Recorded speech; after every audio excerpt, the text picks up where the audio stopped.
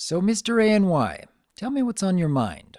Well, Dr. Wolf, as we already talked about it quite in length, I wanted to address one more issue about Fallout Equestria we haven't been able to talk about in the review of the novel. For one, it was as much spoiler as you can get, considering that it involves the very ending of the story. In addition, it is also a rather subjective matter which does not really belong into a more or less professional review. Well, I do make it my personal goal to create a safe and welcoming environment to discuss such matters. Perhaps you should start from the beginning. Yeah, I guess that's probably the easiest way. As you already know, and everybody who has seen the review and or read the novel knows as well, Fallout Equestria is not what you would consider a casual and easy-to-digest lecture. It takes place in a post-apocalyptic world, suffering and death all over the place, monsters around each corner, and an extremely sad tale about the fate of the main six and their involvement in what led to the end of the world. This was all fine and dandy with me. As many people who are familiar with me know, I like dark, twisted scenarios and stories. Movies like Crank, some of the weirder animes, and of course video games like Fallout 3 are high up in my list of things I enjoy. And never did any of those fictional worlds ever get to me on a level that lasted much longer than the immediate experience itself. I actually consider myself rather blunt in that regard. And then I got into Fallout Equestria. It is a brilliantly written tale for sure, but I suppose you are referring to the emotional impact that this story tends to leave on its readers. Yeah, exactly. Throughout the story, the protagonist and by surrogate the reader had to face moments of suffering, sadness and loss. While those moments did affect me while reading, the effect did not stay with me, just as I was used to it. As the main character and narrator, Little Pip, continues forward, claims small victories against all odds, and gets driven by the vague hope to reach the happy end, I continued with the story. I guess some people do consider the outcome of the story actually a happy end, especially after reading the epilogue.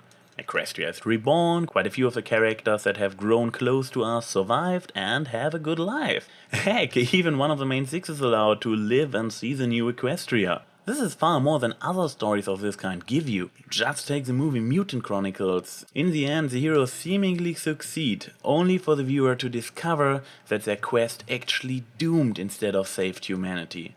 But for me, the ending of Fallout Equestria was not a happy ending at all. You might probably could call it bittersweet, but this term is actually far from describing what it meant to me. I have followed Little Pip through a story of more than 600,000 words, through so many obstacles and horribly cruel experiences. K-Cat did a frightening good job of making her relatable. I grew so connected to her that her final sacrifice was more than I could handle. I so wanted her, needed her, to have a happy end of her own. Be able to experience happiness with homage. I can understand how difficult it can be wanting others to have the happiness that they so very much deserve. Little Pip went through such an overwhelming amount of sacrifices to keep others safe. She makes for such an inspiring example of holding on to hope in the face of so much despair. And in the end, she really could have chosen her own happiness. She was not forced into her circumstances by anyone but herself, really. But it does tend to stay with you when you see someone making that kind of sacrifice for the happiness and safety of others. I feel that I must ask, though, is there something about her journey that relates to your personal life? Phew, I guess it is my personal pursuit for happiness. In my opinion, living a happy and satisfactory life is the highest achievement you can accomplish. My identification with Little Pip made it unbearably painful for me to see her give up a wonderful relationship she barely got to experience, not to mention that half of it has been stored away in a memory orb she didn't even got to enter before she got hooked into the machine, for a probably even eternal life in a stasis pod from which she can observe the outside world and even have limited means of communication. I am aware that there was this final dialogue between Little Pip and Homage before the final battle, in which they establish that they love each other for their personalities. I guess this was supposed to turn an insanely cruel ending into a happy ending, but it did not work for me. Little Pip is stuck in that machine for the rest of her life, which, even if not eternal, will probably last long enough for her to see all her friends and loved ones grow old and die. Interesting thought, though. I am normally fascinated by the idea of immortality, but Little Pip's fate seems so cruel to me. Immortality without the chance to actually living? No. I suppose it comes down to where you place more value in life, living for yourself or living for others. Little Pip began her journey to save one pony from the horrors outside of the vault, and as her journey continued, she saw firsthand all the suffering and despair of the wasteland. And she decided time and time again that she could not live with herself if she stood idly by and left those poor souls to their fate. And even then, she could not save everyone. She had to learn that harsh truth of her own limitations. But what really makes her such an inspiring character is that she did not give up on saving others. There were times when she had even given up on herself, but she could not let go of her desire to save others. For little Pip, that was her driving force in life. And it still is. For her, that is what she wanted most. That is what gave her the most purpose and meaning. She had her moments of weakness, where she was tempted to put aside striving to save others and live only for herself and those closest to her. And her final act in the story came down to saving not only those she cared about, but countless other souls whom she had never even met, and who would never have met her. I find the end of the story very happy, even though she has lost so much of what she wanted for herself. She found her place in the world and made the decision on her own to be there, and it is because of her actions that I smile, rather than her circumstances. Does that make you think any differently about the story?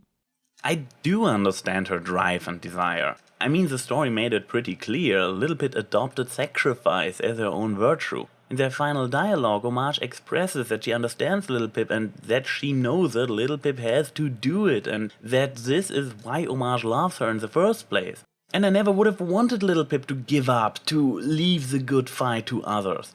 But she had already sacrificed so much, and instead of searching for a different solution, she willingly gave up the little she had left for eternal imprisonment in a role of an observer. Her fate is only a little better than Celestia's in that regard. When Little Pip reached the chamber of the Single Pony Project, I wished that it was already occupied. Maybe that she found a dead Rainbow Dash inside. Something that forced her to abandon the plan.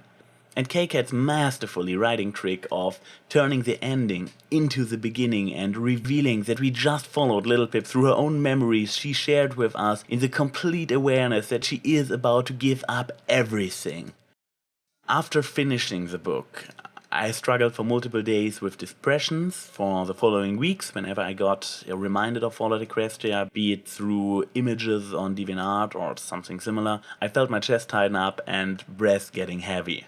To this day, I'm still not completely over it. In some kind of self-curing attempt, I started Fallout Equestria Project Horizon and later even an exposure to the original story.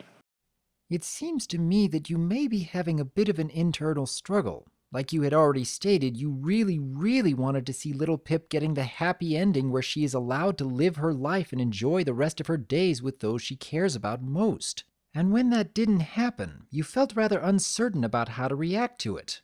You believe that Little Pip was happy with the choices that she made, despite knowing full well what that would mean?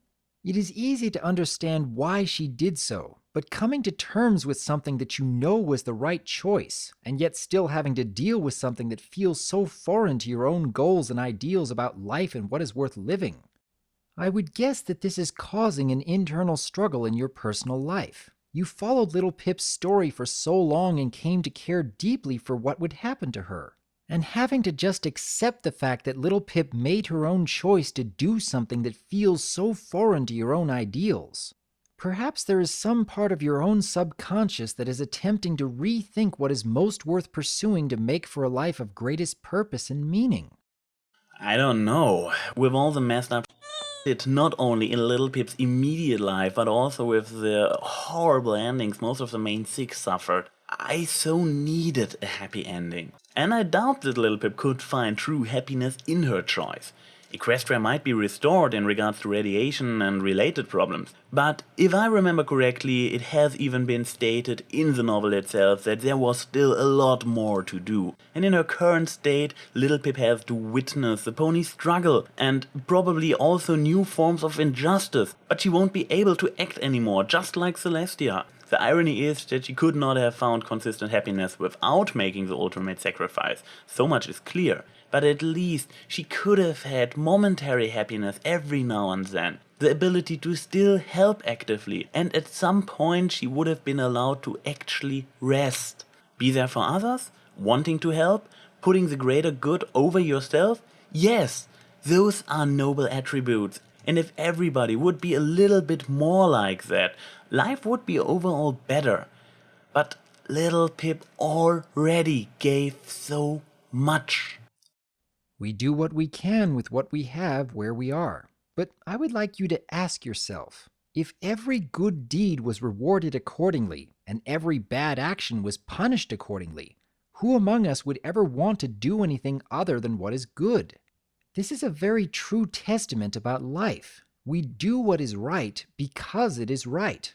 And because we are not always rewarded as we think we should be, it becomes hard to accept that truth, especially in cases like Little Pip. Someone we know who deserves so much more than what she was given. But that does become an essential part of life, learning to accept what we have been given and doing the best with what we have anyways. And for some of us, we may find suitable rewards that make the struggle worthwhile. And for others, we may keep giving everything we have and still not achieve what we desire most. But we can still choose how to react to those circumstances. We always have a choice in regards to how we will feel. This is something I can tell you from personal experience, and is another reason why I enjoy Little Pip as a character, holding on to hope even in the face of persistent despair. Yes, that makes her a fantastic character. And thanks to the fact that she has her very own shortcomings as well, she does not become an unrelatable messiah figure. But I believe that makes it even harder, because she is such a great character. You want to see her get at least something. I don't expect fairness from life. I have very little naivety left in me. That's why I usually never completely drop my guard. But this story, through its length, through its up and downs, through its moments of inspiration and despair, it somehow sneaked around my defenses and got to me like nothing within over a decade, including even diverse tragic losses in real life. I suppose that goes to show just how powerful an effect these characters can have on the reader. And I suppose that goes to show that you can drop your guard and end up thoroughly enjoying a story at the same time.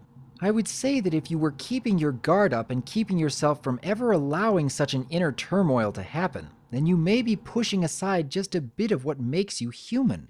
As much as we may hate to admit it, we can learn more about ourselves in the most unlikely of places. And I would hope that even though you may be going through an inner struggle like this, that perhaps you will turn out to be the better person for it.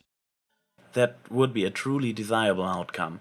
After all, it was and kind of still is an extremely intense experience, for better or for worse. Something that makes life interesting.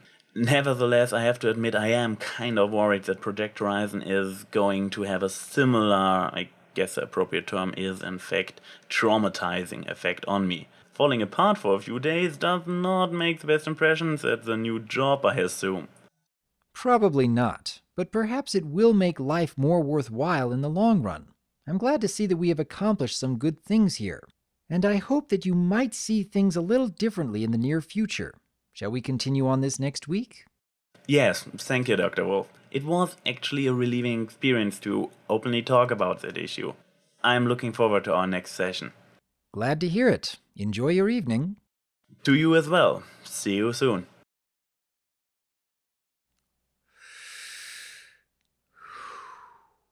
It's good to be helping.